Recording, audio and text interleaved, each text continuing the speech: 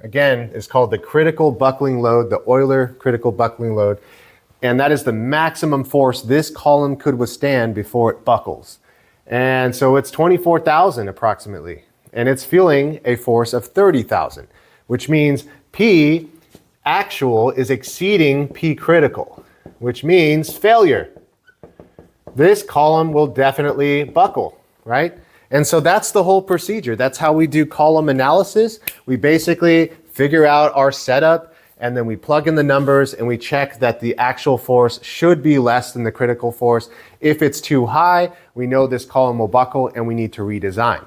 So how can we redesign this column so that it doesn't fail?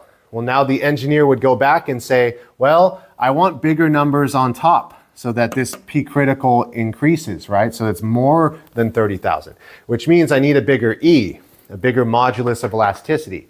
That means I need a material that is more stiff. So if I'm using steel here, maybe I use a higher carbon steel that can give me a bigger E value, like 68,000 or 70,000. So we can test that and see if it's big enough.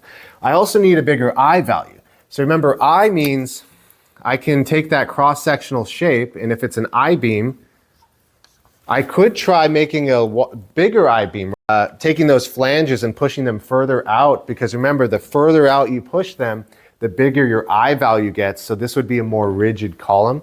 I could also just make it beefier, right? So make that I-beam much thicker. That's going to increase that I value as well. So I have some options there.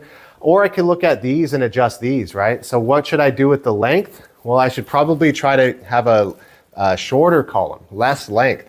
Because if the L is shorter, I'm going to get a higher critical buckling load. So maybe that could withstand this force.